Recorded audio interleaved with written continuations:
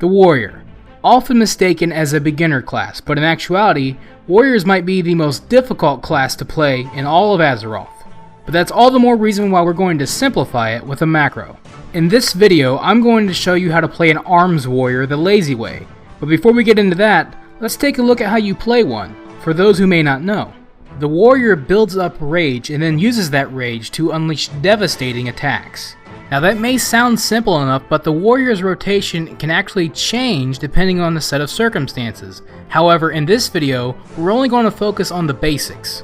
The Warrior's entire rotation is based off your number one priority, which is Colossus Smash, which deals damage and adds a 6-second debuff that allows you to ignore armor.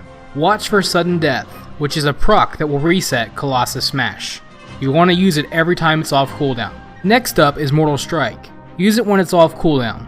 It deals damage and adds deep wounds, which does damage over time. Next up is Execute. It deals a lot of damage, but it can only be done when your target is below 20% health. Next up is Overpower, but you can only use Overpower when you have a stack of Taste for Blood.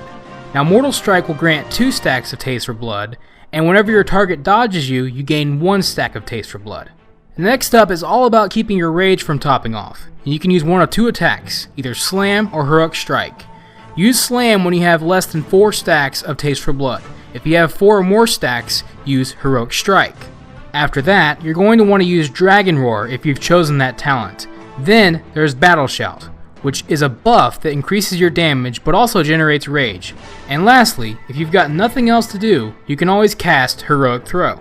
Now the major change in the rotation is all based on the Colossus Smash debuff, which only lasts 6 seconds. But to sum it up, in this rotation, Slam becomes more of a priority than Overpower as it does a lot more damage.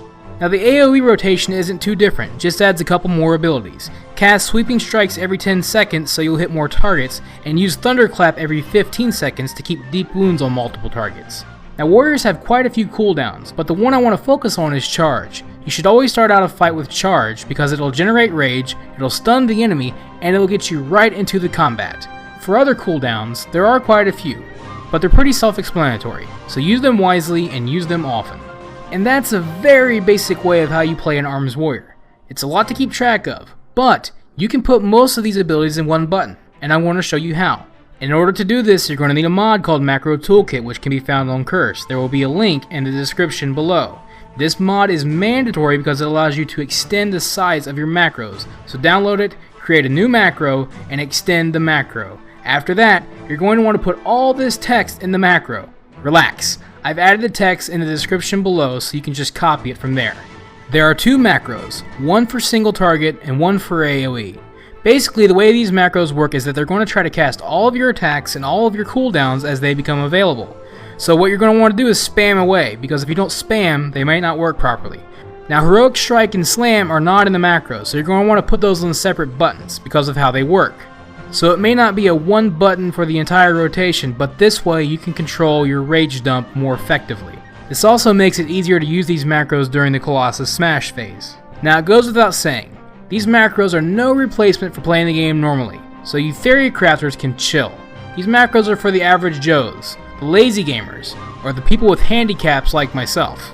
Now there are a few things that you need to keep in mind when using these macros. Number 1, all cooldowns, including Battle Shout, are included in the macro.